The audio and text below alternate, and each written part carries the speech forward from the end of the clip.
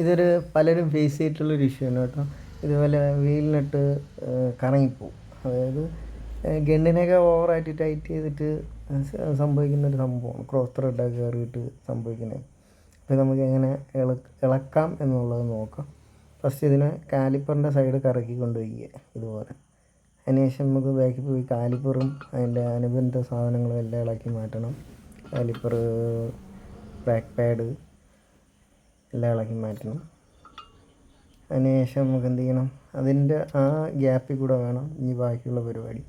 അപ്പോൾ അതിൽ കൂടെ നോക്കുമ്പോൾ ആ വീൽ സ്റ്റഡിൻ്റെ ബാക്ക് വശം നമുക്ക് ഇതുപോലെ കാണാൻ പറ്റും. ഈ കാണുന്ന റൗണ്ട് പോർഷനാണ്. അപ്പോൾ അതിലെന്ത് ചെയ്യുക, വെൽഡ് ചെയ്യുക. വെൽഡ് ചെയ്ത് എന്ന് വെച്ച് കുഴപ്പമില്ല, ഇങ്ങനെ വേണമെങ്കിൽ വെൽഡ് ചെയ്താലും കുഴപ്പമില്ല, അത് നമുക്ക് ഈസി ആയിട്ട് റിമൂവ് ചെയ്യാവുന്നതാണ്. വെൽഡ് ചെയ്തതിന് ശേഷം അതാണ് വെൽഡ് ചെയ്തത്. അതിനുശേഷം ഇതുപോലെ ലിവറേജ് ഉള്ള എന്തെങ്കിലും വെച്ചിട്ട് ടൈറ്റ് ചെയ്യുക. ടൈറ്റ് ചെയ്യുമ്പോൾ ഇതുപോലെ വീലിനിട്ട് ഒടിഞ്ഞങ്ങ് പോകും. ഇനി നമുക്കത് ഉപയോഗിക്കാൻ പറ്റില്ല. ഇതുപോലെ ഇളക്കിയെടുക്കുക. ഇളക്കിയെടുത്തതിന് ശേഷം ഇതുപോലെ ഒരു ഹാമർ ഉപയോഗിച്ചിട്ട് ഇതിലടിക്കണം. ഇതുപോലെ ഒരു 4-5 അടി കൊടുക്കുമ്പം ഇതുപോലെ പൊട്ടി വരും. കാസ്റ്റ് ആയതുകൊണ്ട് വെൽഡിങ് പിടിക്കത്തില്ല. നമ്മളെ കാര്യങ്ങൾ നടക്കുകയും ചെയ്യും, വെൽഡിങ് ഇളകി പോവുകയും ചെയ്യും. ഇതുപോലെ റിമൂവ് ചെയ്തെടുത്തിട്ടുണ്ട്. ഇതുപോലെ വീൽ സ്റ്റഡ് പുതിയതിട്ടതിന് ശേഷം ഇതുപോലെ ഒരു സ്പേസർ ഉപയോഗിച്ചിട്ട് ടൈറ്റ് ചെയ്യുമ്പം അത് കറക്റ്റ് ആവും.